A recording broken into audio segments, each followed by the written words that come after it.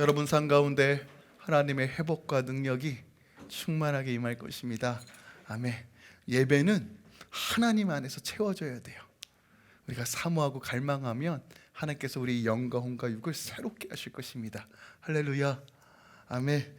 오늘 여호수아 말씀 계속 나누기만 합니다. 여호수아 말씀 5장이에요. 5장 10절부터 15절까지입니다. 여호수아 5장 10절부터 15절까지 함께 나누기만 합니다. 하나님 말씀 받습니다. 또 이스라엘 자손이 길가에서 진쳤고 그달 14일 저녁에는 여리고 평지에서 유월절을 지켰으며 유월절 이튿날에 그 땅의 소산을 먹되 그날에 무교병과 볶음곡식을 먹었더라. 또 그 땅의 소산물을 먹는 다음 날에 만나가 그쳤으니 이스라엘 사람들이 다시는 만나를 얻지 못하였고 그 해에 가나안 땅의 소출을 먹었더라. 여호수아가 여리고에 가까이 이르렀을 때 눈을 들어본즉 한 사람이 칼을 빼어 손에 들고 마주서 있는지라.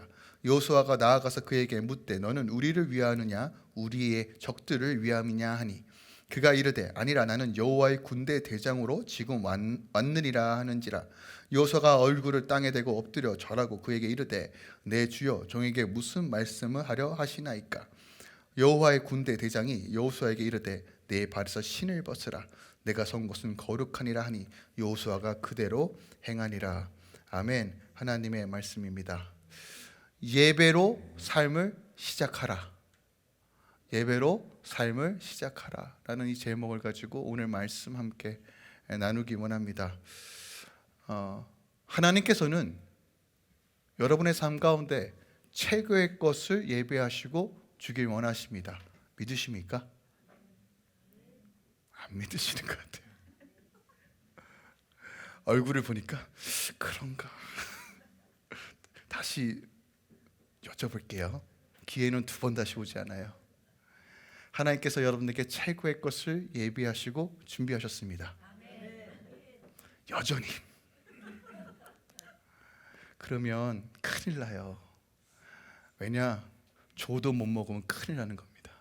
하나님께서 여러분에게 최고의 것을 준비하셨습니다. 여러분의 삶이 지금 어떠하든 하나님께서는 최고의 것으로 채워주실 것입니다. 이것이 우리의 믿음이어야 돼요. 이 믿음이 흔들리면 우리는 어디로 가느냐? 세상 가운데 갈 수밖에 없어요. 목사님, 제 삶이 참 녹록하지 않은데요. 이게 좋은 건가요? 이게 좋은 거면 하나님 안 믿을래요?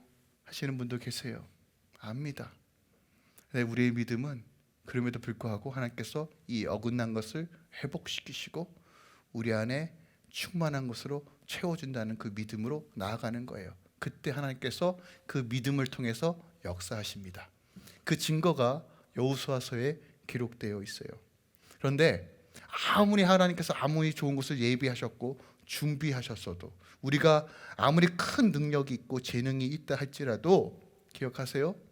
여전히 제 가운데 방황하는 삶, 여전히 이 땅의 것을 바라보는 삶, 세상과 전혀 구별되지 않는 삶을 살게 되면 우리는 그 약속의 유업을 누릴 수 없습니다. 약속의 땅에 들어가다 하더라도 우리는 그것을 쟁취하고 정복할 수 없습니다. 만약에 우리 삶에 구원받았다면, 구원된 그 변화된 삶을 살지 않는다면 결코 우리는 뉴랜드를 정복하는 그 과정 가운데 오는 수많은 유혹과 사단의 시험에서부터 이겨낼 힘이 없습니다. 하나님께서 우리에게 말씀하십니다. 우리에게 약속하신 그 유업을 위해 우리는 지금 어떠한 자세와 태도로 살아야 하는가? 뉴랜드를 향한 삶은 과거의 삶의 방식을 버리고 하나님의 자녀된 삶으로 나아가는 것을 의미합니다. 죄의 유혹에서 쉽게 넘어가 방황하는 삶을 끝내고 이젠 하나님만 바라보겠다고 하는 삶으로 나아가는 것입니다. 이것이 바로 예배적 삶입니다. 하나님께서 이제 5장까지는 이제 정복 전쟁에 대한 준비가 담겨져 있고 오늘 5장 마무리를 하고 있는 이 시대에 하나님께서 이제는 어떻게 보면 바로 쳐들어가도 될 것 같은 이상 조금만 코앞에 있는 여리고성을 향해 숟가락만 얹어도 무너질 것 같은 그 상황, 적군의 사기는 바닥이 되어 있고 이스라엘의 사기는 하늘 높은 줄 모르는 그때 하나님께서 두 가지를 요청하십니다. 바로 할례와 유월절이에요. 오늘 특별하게 유월절이라는 의미, 이 영적인 의미를 우리가 좀 살펴보면서 우리가 어떠한 자세로 이제 최종적으로 영적으로 무장하고 우리가 준비해야 되는지, 그리고 이것이 주는 의미가 무엇인지를 함께 좀 살펴보기 원합니다. 우리가 당시 좀 상황 속으로 좀 들어가 볼게요. 자, 요단강을 건넜습니다. 여리고 성 주민들의 생각은 어땠을까요? 야, 우리 이젠 큰일 났다. 야, 전능한 하나님이 쳐들어오는구나. 그 다음날 곧 쳐들어올 것 같은데 3일 동안 이스라엘 백성들이 한 행동이 뭐예요? 벌건 대장에 남자들 다 누워가지고 할례를 행하고 있습니다. 벌르덩 누워가지고 나 죽네 하고 있단 말이에요. 그 광경을 보면서 무슨 생각을 했을까요? 자, 할례를 마쳤어요. 그럼 이젠 좀 쳐들어올까 했는데 갑자기 여리고 평지에 가가지고 축제를 벌입니다. 유월절 행사해요. 자, 이 광경을 봤을 때 어떤 생각이 들까요? 우리가 보통 두려움을 극복하는 방법이 무엇이냐면 어떤 것을 예측하고 준비할 때 우리는 두려움을 좀 극복할 수 있어요. 그런데 우리가 언제 공포감을 느끼냐면 사람들은 예측 불허한 사람들을 만날 때 공포감을 느껴요. 자, 지금 이스라엘 백성들의 행동이 상식적이에요? 비상식적이에요? 비상식적이에요. 누가 보더라도 참 미친 것 같아요. 그죠? 그런데 저번 주부터 말씀드렸듯이 하나님께서 특별한 목적이 있기에 가나안 전쟁의 승패가 바로 할례와 유월절에 있기에 하나님께서 요청하신다는 거예요. 그렇다면 우리가 그 의미를 분명하게 찾아봐야 합니다. 그리고 이것이 지금 오늘날 우리에게 어떻게 적용되어지고 어떤 말씀으로 풀어지는지를 우리가 좀 이해할 줄 알아야 된다는 거예요. 자, 여리고 성의 정복을 위해서 여호수아가 이제 요단강을 건너 길갈이라는 곳에 진을 칩니다. 이제 길갈에서 할례를 행하죠. 할례를 행함으로써 이제 할례 없는 백성이 아니라 하나님의 백성이라는 정체성을 다시 한번 되새깁니다. 이젠 더 이상 육체로 사는 삶이 아니라 하나님의 말씀으로 살겠다라는 어떠한 표준과 결단으로서 할례를 행합니다.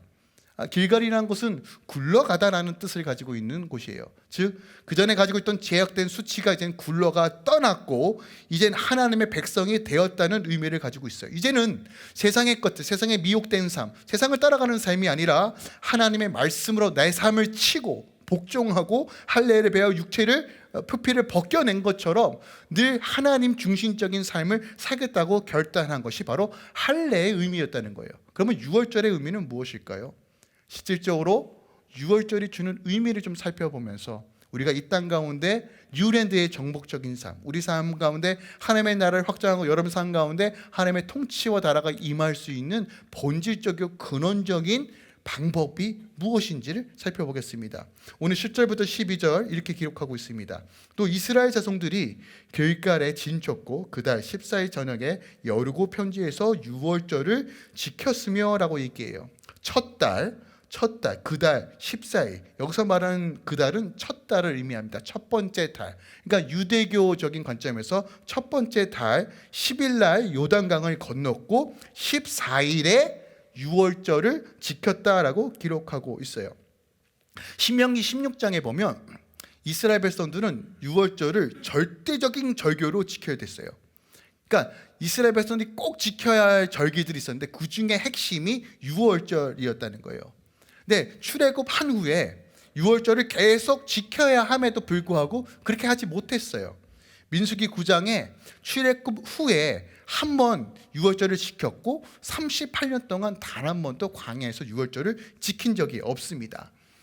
유월절이라는 이 단어는 페사흐라는 단어인데 히브리어도 넘다, 뛰어넘다라는 의미를 가지고 있어요. 근데 이 유월절은 이집트에 내렸던 10가지 재앙과 매우 밀접한 관계가 있는 절기예요. 하나님의 관점에서, 그러니까 또한 이스라엘의 관점에서 이집트에 내렸던 10가지 재앙은 하나님의 위대하신과 기적적인 사건이에요. 하지만 이집트의 입장에서 보면 이 재앙은 어떤 재앙입니까? 나라가 패가 망신하는 가장 끔찍한 재앙이 바로 이 10가지 재앙이었어요. 10가지 재앙 중에 마지막 재앙이 뭐였냐면 장자가 죽는 재앙이었어요. 하나님께서 명하십니다. 유월절 어린 양의 피로 문설주에 바르면 그 가정은 죽음의 사자가 지나가지만 그렇지 않은 집은 어떻게 돼요? 장자가 죽는 사건이 벌어진다. 그래서 이것이 패스오버, 유월됐다, 보혈로 인하여 그 피로 인하여 죽음을 면했다, 이것을 기념하라 라고 이스라엘 백성들에게 명하신 절기가 유월절입니다. 근데 독특한 것이 있어요.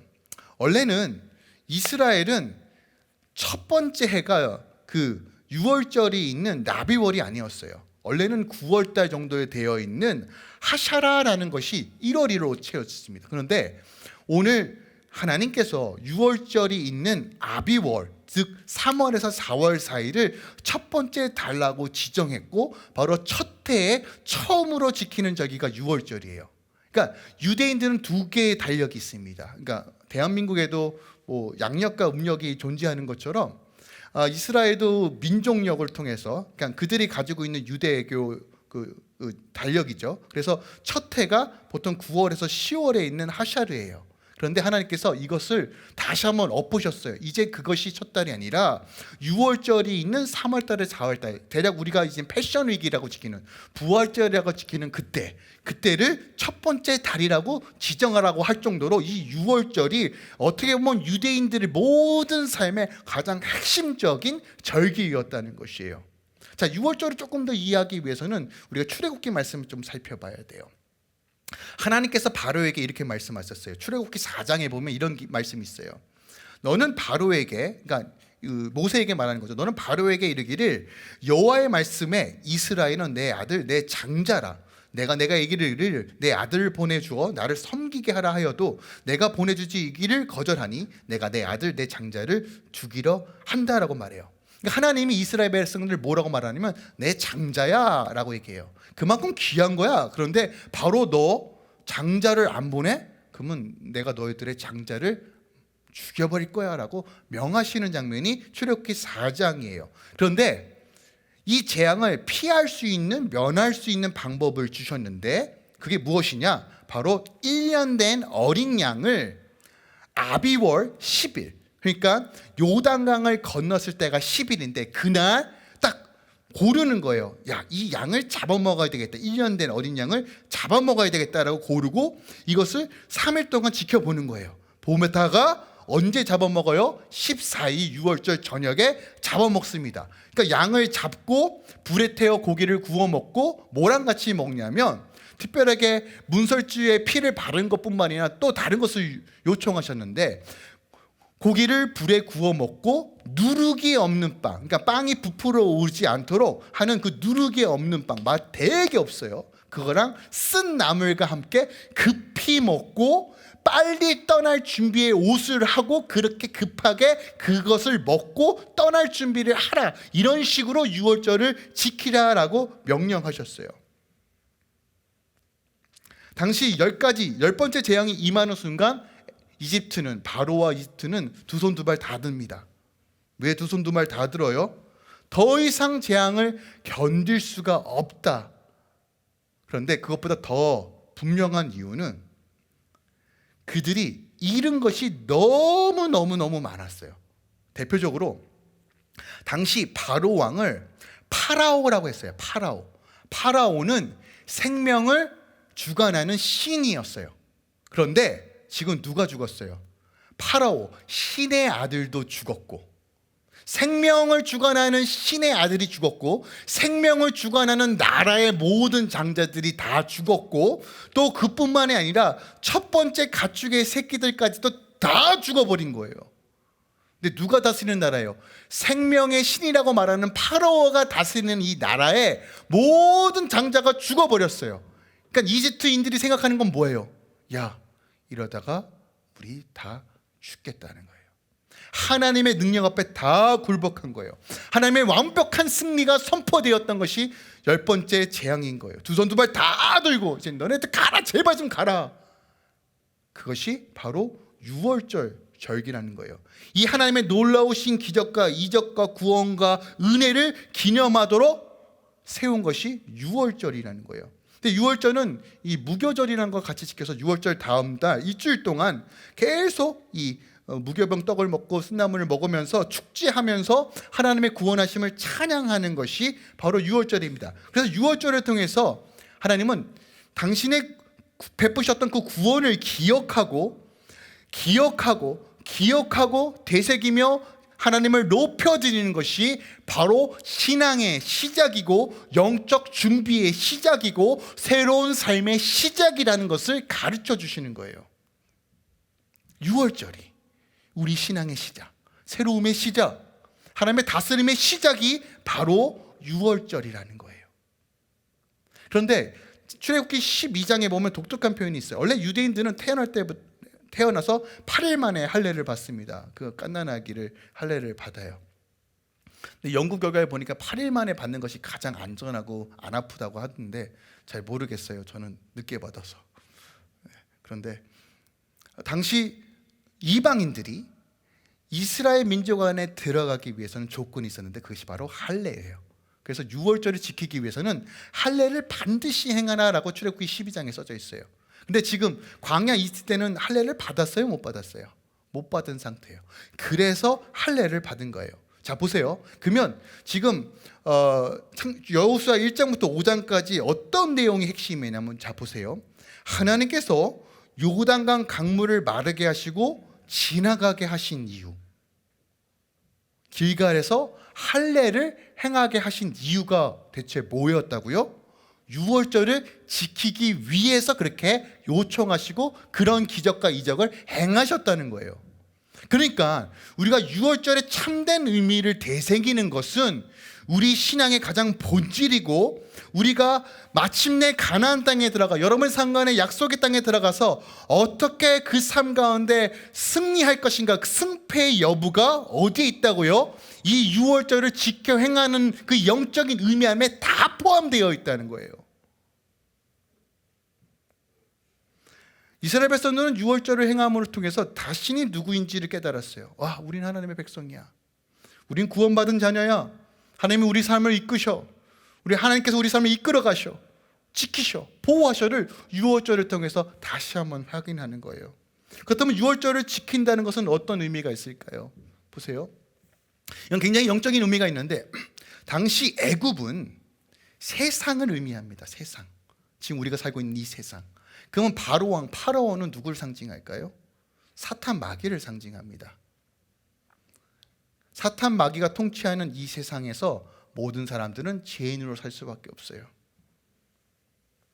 재해의 노예, 돈의 노예, 질병의 노예, 쾌락의 노예, 관계의 노예, 명예를 얻기 위한 노예, 인기를 얻기 위해서 스스로 세상의 노예를 자처하는 사람들, 부를 얻기 위해서 세상의 노예를 자처하는 사람들, 누군가의 사랑을 받기 위해 사랑의 노예로 전락하는 이 시대 속에서, 스스로 구원할 수 없는 이 시대 속에서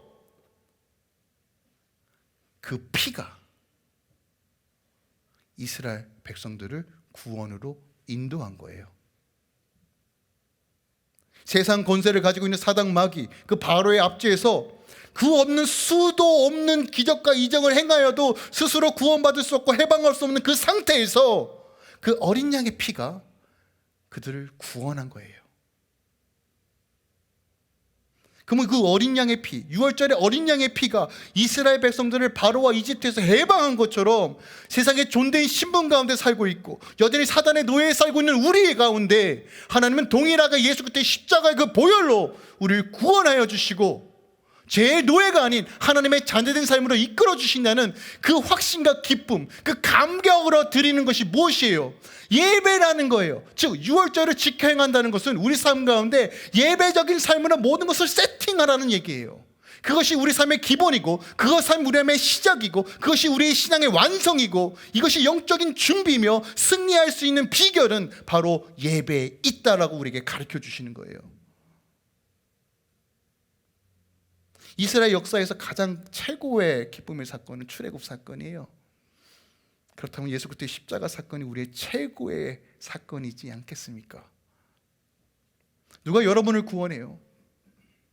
누가 여러분을 어둠에서 건져냅니까? 매일 순례같이 돌아가는 이 정말 절망 같은 이 상황 가운데 누가 우리의 소망입니까? 마음이 찢기고 상황이 찢기는 이 상황 속에서 누가 여러분의 삶을 만져줘요? 내가 널 입히고 내가 널 책임질 것이다, 누가 말씀해 주나요? 세상이요? 아니요. 주님이 우리의 구원자이시며 그 어린 양의 보혈을 힘입어 나아갈 때 우리는 어떤 순간에서도 예배할 수 있다는 거예요. 그래서 유월절을 지킨다는 것은 바로 구원의 시작과 완성을 이끄시는 그 하나님을 바라보며 믿음으로 걸어가는 것이 예배라는 거예요. 하나님을 높이고 예배하는 것이 모든 신앙의 시작이요 완성입니다. 이것을 유월절을 통해서 우리에게 가르쳐주고 계시는 거예요. 그러면 우리의 삶은요, 늘 유월절에 선포되는 믿음의 고백처럼 날마다 그 고백을 통해서 새로워져야 되는 것이에요. 하나님을 향한 예배를 통해 우리 자신이 구원받는 백성을 확신하고 그 은혜에 보답하는 삶을 살도록 늘 결단하며 나아가는 것이 바로 유월절을 지키는 것이며 예배적 삶을 사는 것이에요. 네, 앞서 언급한 것처럼 하나님께서 아무리 많은 것들을 예배하셔도 우리가 영적으로 준비되지 않으면, 구원에 합당한 삶을 사지 않으면 그게 누려져요? 안 누려져요? 못 누려진다는 거예요. 무슨 말입니까? 여러분의 삶의 예배의 승패에 따라 여러분의 삶이 결정된다는 거예요. 그걸 유월절을 통해서 가르쳐 주시는 겁니다. 과거 이스라엘 백성들은 광야에서 유월절을 행하지 않았어요. 그래서 어떻게 된 겁니까? 방황하고 길을 잃어버리는 거예요. 결국 예배에 실패하니까, 하나님을 기억하지 못하니까 40년 동안 뺑뺑뺑 돈 거란 말이에요. 하나님께서 다시 가르쳐 주시는 거예요. 유년대의 정복은 시작도, 과정도, 마무리도 결국 예배의 성공에 있다는 사실을 유월절을 통해서 가르쳐 주고 계시는 거예요. 자, 그렇다면 이 유월절에 행하는 그 모든 것들을 조금 살펴보면서 우리가 하나님께 드리는 예배의 본질이 무엇인지 좀 살펴보겠습니다. 자, 유월절 때 뭐 한다고 말씀드렸죠? 양을 잡아요. 1년 된 양을 잡습니다. 이것이 주는 의미가 뭐예요? 이 양을 잡음으로써 이 가정 가운데, 이 집 가운데 죽음이 임하지 않았다는 것을 의미합니다. 이것은 대속, redeem이란 단어와 연결시킬 수 있어요. 자, 우리가 죽음을 면하고 하나님의 나라와 의로 들어갈 수 있는 본질적인 이유가 뭐예요? 예수님이 나를 위해 대신 죽으신 거예요. 자, 이것이 주는 예배적 의미는 무엇이에요? 죄인이 하나님 앞에 갈 수 있어요, 없어요? 못 가요. 그런데 주님께서 나를 위해 죽으심으로 우리가 은혜의 보좌 앞으로 나아갈 수 있게 된 거예요. 예배는 바로 이거예요. 어떤 순간에든 여러분이 어디에 있든 간에 내가 하나님의 보좌 앞으로 나아갈 수 있음을 선포하고 예배할 수 있다는 것을 믿고 바라보는 것이 예배라는 거예요. 하나님의 보좌 앞으로 나가면 어떤 일이 벌어져요? 주께서 나와 함께 하심에 우리가 능히 이길 수 있는 거예요. 이게 예배라는 거예요. 예수의 십자가, 그가 죽으심과 부활하심으로 우리에게 생명을 주셨던 그 하나님께 나아갈 수 있는 그 길을 여셨다는 것, 그것이 양을 잡는 것을 통해서 예배적 요소를 우리가 확인해 보면 담대함으로 주의 보좌 앞에 아버지라 부르며, 여러분이 가정에 있든 직장에 있든 환경 어떤 순간의 절망의 그 순간에서도 내가 아버지께로 나아갈 수 있는 그 확신으로 예배적 삶을 구현할 수 있다는 것이 양을 잡는다는 것이에요. 또한 피를 문선주에 바른다는 건 어떤 의미가 있습니까? 문선주에 바름으로써 어떤 일이 벌어져요? 죽음의 사자가 지나가게 돼요. 패스오버하게 됐어요. 보혈은 여러분들이 하나님의 보호하신 가운데 거할 수 있도록 인도해 주는 가장 신령한 하나님의 능력입니다. 예배적 삶은 무엇이냐면 날마다 여러분의 삶 가운데 예수님의 보혈로 덮는 거예요. 그럼 선포하는 겁니다. 주님, 사망의 은침한 골짜기를 다닐지라도 주님의 보혈로 내가 채움으로 내가 주님의 보호하심 안에 있음을 선포합니다. 이것이 예배라는 거예요. 다른 게 예배가 아니고요, 여러분이 서 있는 그 자리에서 주님, 내가 주님의 보혈로 덮습니다. 주님의 보호하심이 내 안에 있습니다. 주님, 우리 아들, 딸들에게 주님의 보혈로 덮습니다. 그 보호하신 가운데 우리가 예배로 주님께 나아갈 수 있음을 선포합니다. 오늘 본문 말씀해 보니까 11절에 보니까 또 뭐라고 이튿날 6월절에 무교병과 볶음곡식을 먹었다라고 표현합니다. 무교절 뭘 먹었다고 말씀드렸어요? 누룩이 없는 빵과 쓴 나물을 먹었습니다. 이것을 무엇을 의미하냐면 하나님의 구원을 감사하여 깨끗하고 정결한 삶을 살겠다라고 결단하는 거예요. 정결하고 거룩한 삶을 사는 거예요. 예배가 뭐예요, 여러분? 늘 거룩하고 정결한 삶을 사는 거예요. 근데 마태복음 16장에 보면 누룩은 성경에서 죄를 비유합니다. 작은 누룩도 퍼지게 되면 우리의 모든 영혼을 잠식하고 마비시키는 것처럼 아무리 작은 죄라도 경계하라고 말씀하고 있는데, 특히 마태복음 6장에 보면 16장에 보면 예수님께서 바리새인과 사두개인들의 누룩을 주시하라, 조심하라라고 말해요. 이게 무슨 얘기냐면 종교적인 외식을 경계하라고 말하고 있어요. 그래서 누룩이라 표현합니다. 우리가 많은 부분에서 예배라고 얘기하면 찬양도 있어야 될 것 같고, 기도도 있어야 될 것 같고, 목사님 말씀도 선포해야 될 것 같고, 주일날 드리는 것을 예배라고 생각합니다. 그죠? 이것도 예배입니다. 우리가 게더링 월십이잖아요. 근데 진정한 예배는 어떤 형식이나 구조가 아니라 우리 삶 그 자체가 예배라는 것을 좀 기억했으면 좋겠어요. 내가 거룩을 풀어내며 거룩과 씨름하며 죄와 싸우고 하나님을 바라보는 그 모든 순간이 예배고 유월절을 지키는 삶이라는 거예요. 이래야지만 뉴랜드를 정복할 수 있다라고 우리에게 말씀합니다. 예배는 종교 의식이 아닙니다. 여러분 기억하세요. 예배는 종교 의식이 아니에요. 갔더니 뭐야, 저 교회 갔더니 뭐 설교도 없어. 이게 무슨 예배야? 기도회지. 여러분 그게 아니라고요. 우리 삶 자체가 예배적 삶을 풀어내며 그 예배적 삶을 풀어내면 동시에 함께 게더링으로 함께 게더링 월십도 하며 또 각자의 삶에서 하나님께 드려지는 온전히 삶의 예배로 드려지는 것이 예배라는 거예요. 그것이 바로 무교절 볶음곡식을 먹는 것과 같은 맥락에서 우리가 이해할 수 있어요. 고린도전서 5장 7절에 너희는 누룩 없는 자인데 새 덩어리가 되기 위하여 묵은 누룩을 내버리라. 우리의 유월절 양 곧 그리스도께서 희생되셨다는 거예요. 예수께서 희생되신 이유는 뭐냐면 우리 안에 잠재되어 있고 외습관을 따라 묵혀있던 그 누룩을 벗어버리고 하나님 향해 회개적 삶을 통해서, 회개의 삶을 통해서 삶으로 예배드리는 것이 바로 무교절과 볶음곡식을 먹는 거라는 거예요. 또 오늘 본문에 보니까 보세요. 만나 대신에 그 땅의 소산을 먹었다고 말합니다. 40년 동안 만나를 통해서 하나님께서 공급해 주셨어요. 근데 만나에는 특별한 의미가 있습니다. 어떤 의미냐면 만나는 성숙하지 못한 신앙생활을 계속하여 여전히 제 가운데 방황하고 있는 백성들에게 하나님께서 어쩔 수 없이 불가피하게 보호하시기 위해 주신 것이 만나라는 거예요. 어린아이 같으니까 이래 내가 먹고 살겠어? 여전히 죄를 사랑하고 옛 습관을 사랑하고 옛 선폼을 따라 살아가고 있는 이들을 보호하기 위해 불가피하게 주셨던 것이 만나라는 것이에요. 근데 만나가 그쳤다는 것은 무슨 의미입니까? 미성숙한 삶이 끝나고 이젠 실질적으로 예수와 동행하고 말씀에 순종하는 삶을 통해서 예배적 삶을 통해서 하나님 나라가 확장될 수 있는 준비가 되었다는 것이에요. 하나님 이것을 요청하시는 거예요. 그러면 만나가 그치고 그 땅의 소산을 먹었다는 것은 어떤 의미입니까? 그 잠깐이 거저 주신 은혜, 구원의 감격을 머무는 것이 아니라 이제 말씀을 지켜 행함으로써 그 땅에서 먹으라는 거예요. 내가 이룰 것이다. 내가 채워줄 것이다. 자 보세요. 당시 그 땅의 소산을 먹었다고 말합니다. 자 지금 가나안 땅에 들어간 지 얼마나 됐어요? 4일밖에 안 됐어요. 그럼 농사 짓고 4일 만에 곡식을 얻어서 먹습니까? 아니요. 거저 먹은 거예요. 하나님께서 거저 주신 거예요. 그 땅의 소산을 거저 먹은 거예요. 언제요? 믿음으로 순종하여 나아갔더니, 말씀에 순종하여 나아갔더니 하나님께서 거저 주시는 거예요. 하나님께서 이것을 요청하고 계시는 겁니다.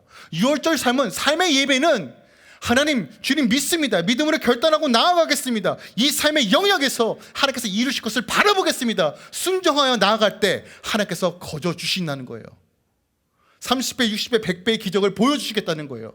너희는 먼저 그의 나라와 그 의를 구하라. 그럼 내가 너에게 더함을 더시겠다라는 그 말씀이 오늘 이 여호수아 말씀을 통해서도 우리에게 증거되고 있다는 거예요. 예배의 삶은 어린아이와 같이 철없이 사는 것이 아닙니다. 은혜를 힘입어 죄짓지 마십시오.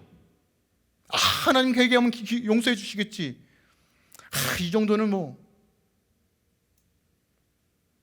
어떤 분 그래요. 난 술 담배 안 하고요, 목사님 12조 잘하니까 죄짓지 않죠. 여러분, 그게 아니라고요. 마음을 정결하게 하고 거룩하게 하고 하나님을 바라보고, 주님, 내가 24시간 하나님을 예배하는 삶으로 결단하겠습니다. 이것이 바로 하나님께서 우리에게 요청하시는 거예요. 그런데 놀랍게도 우리 힘이 아닌 여호와의 영으로 그렇게 할 수 있다라고 우리에게 말씀하시는 거예요. 자, 이제 영적 준비가 끝났어요. 13절부터 15절까지는 실제적으로 이 영적 준비를 마치고 여리고성을 향해 진군해 나아가는 때 갑자기 뜬금없이 여호와의 군대장이 나타나는 장면이 나옵니다. 이게 무슨 말씀과 연관이 되어 있을까? 좀 살펴볼게요. 자, 여리고성을 점령하기 위해 이제 영적 준비를 다 마쳤어요. 그리고 이제 첫 번째 목표인 여리고성으로 달려갑니다. 하나님은 준비된 자, 예배자들을 통해서 그 땅을 거룩하게 하시길 원하세요. 믿으세요? 자, 하나님은 여러분 삶 가운데 가장 좋은 것을 예배하시고 주시길 원하십니다. 그런데 이것을 어떻게 우리가 취하고 누릴 수 있느냐? 예배적 삶을 실현할 때 가능한 거예요. 자, 예배적 삶을 살 때 어떤 일이 벌어져요? 여러분이 거하고 있는 그 처소가 거룩해지는 거예요. 하나님은 거룩하시기 때문에 거룩한 곳에 임하는 겁니다. 다시 말씀드립니다. 그 전능하신 하나님, 모든 것을 가지고 계신 그 하나님께서 그곳에 거하시고 그곳에 통치하시고 다스리시면 여러분의 가정이, 여러분의 사업터가, 여러분의 자녀들이 변해요, 안 변해요? 변할 수밖에 없는 거예요. 그런데 그 원리가 어디에 있다고요? 유월절 예배적 삶을 살 때 가능하다는 거예요. 죄악으로 가득한 이곳에, 여러분의 가정 가운데, 여러분의 사업터 가운데 하나님께서 그곳에 하나님을 바라보고 예배함을 통해서 그것을 거룩하게 하길 원하시는 거예요. 오늘 여호수아가 물었더니 뭐라고 묻습니까? 칼을 빼들고 근엄한 사람이 서 있는 것을 보고 여호수아가 묻습니다. 너는 우리를 위하느냐, 우리의 적군을 위하느냐 물어요. 무슨 말입니까? 너는 우리 편이야, 저쪽 편이야 라고 묻는 거예요. 그럼 보통 우리가 생각하기에는 난 니네 편이야 라고 말할 것 같은데, 보세요, 여호와의 군대장이 그렇게 얘기하지 않아요. 나는 네 편도 아니고 저 편도 아니야. 그런데 내가 너에게 온 목적이 있어. 그랬더니 여호수아가 땅에 엎드려요. 그때 여호와의 군대장이 뭐라고 말하냐면, 보세요, 내 발에 신을 벗으라. 자, 이게 핵심입니다. 발에 신을 벗으라. 네가 선 곳은 거룩하니라. 지금 여호수아와 함께 간 군대들이 지금 어떤 준비가 되어 있어요? 예배적 삶이 준비되어 있어요. 영적인 삶이 준비되어 있어요. 이런 삶을 나아갈 때 어떤 일이 벌어진다고요? 그곳에서 무릎을 꿇고 엎드려 하나님을 높여드리면 그것이 거룩한 땅으로 하나님께서 통치하신다는 실체가 오늘 본문에 기록되어 있는 거예요. 여러분 눈에는 안 보일 수 있어요. 여러분의 삶에서 하나님을 높이면, 여러분의 직장에서 치고받고 세상에 물들고 세상의 가치관으로 가득하 있는 여러분의 사업터에서 여러분이 하나님을 바라보고, 주님, 결단하겠습니다, 주의 말씀에 순종하겠습니다, 믿음으로 결단하며 나가면 그곳의 영계가, 영적 세계가 바뀌는 거예요. 영적 분위기가 바뀌는 거예요. 왜 바뀌어요? 하나님이 임재하시니까 바뀌는 거예요. 마태복음 5장 14절에 우리를 누구라고 말하는? 우리는 빛이라고 말해요. 어두워가진 이 세상 가운데 우리가 그곳에 빛을 발하면 됩니다. 하나님이 함께 하시면 빛이 바래지는 거예요. 어둠이 깨지는 거예요. 저주가 깨지는 거예요. 그래서 교회가 세워지고 하나님의 백성들이 세워졌을 때 이 땅에 회복이 있는 거예요. 하나님 그런 자를 찾고 계시는 거예요. 그런데 누구에게요? 유월절을 지켜 행하는, 예배적 삶으로 시작하고 예배적 삶으로 나아가고 예배적 삶으로 마무리하는 그런 자들을 통해서 하나님께서 그 일을 행하신다는 거예요. 여러분, 가정 예배 회복하시기 바랍니다. 목사님 가정 예배 힘들어요. 저 어떻게 가정 예배 드리냐면 하도 바쁘니까 몇 번은 아침에 애 깨우고 막 정신이 없어요. 그래서 제가 저희 아내한테 그랬어요. 우리 가정 예배 드리자. 어떻게 했더니 또 아침에 분주하니까 아침에 다들 모여! 잠옷 입고 막 눈곱 끼고 있는데 모여! 그리고 딱 모였어요. 넷이 애까지 딱 안고 모여서 찬양했어요. 나는 하나님을 예배하고, 그리고 선포했어요. 하나님, 주님을 예배합니다. 오늘도 주님을 바라봅니다. 주님 보호하시고 인도해 주시옵소서 하고 마무리했어요. 참 쉽죠? 오늘의 대표 기도는 이거 아니고요. 뭐 이것도 예배입니다. 근데 여러분, 하루의 시작을 하나님께 인정하시고 바쁘더라도 잠옷 바라면 다 모여 다시 손잡고 한번 예배 하나님 높여드리고 한번 시작합니다. 여러분, 이게 삶의 예배예요. 작은 것부터 하나씩 시작하면 돼요. 하나님을 인정하시고 하나님 바라보면 하나님의 놀라우심을 경험하게 돼요. 이것이 여러분 삶 가운데 이루어지길 소망합니다. 여러분, 우린 영적 전쟁하는 사람이에요. 혈과 육의 것이 아니라 정세와 권세와 눈에 보이지 않는 것과 전쟁하는 겁니다. 근데 여러분, 그들과 싸울 이길 자신 있습니까? 없어요. 우리 능력 없습니다. 우리 못해요. 그런데 누가 싸워주시겠다고 얘기해요? 전쟁은 나의 것이다 라고 여호와께서. 그런데 우리가 하나님을 예배하고 예배적 삶, 유월절적인 삶으로 하나님을 높여드리고 나아갈 때, 그 보혈로 덮을 때 어떤 일이 벌어져요? 하나님이 대신 싸워주시는 거예요. 여러분, 믿음으로 선포했으면 좋겠어요. 여러분 가정들, 우리 남편 안 믿어요. 걱정을 하덜덜 마세요. 하나님이 통치하시면 맞박이 깨져요. 구원의 길이 열리는 거예요. 우리 자녀들 하나님의 통치와 다스림이 오면 열리는 거예요. 여러분, 예배적 삶으로 회복하십시오. 예배로 시작하십시오. 할렐루야 교회 왜 밤마다 기도하면 이제 기도의 집으로서 중보하는 이유가 뭔지 아십니까? 이거예요.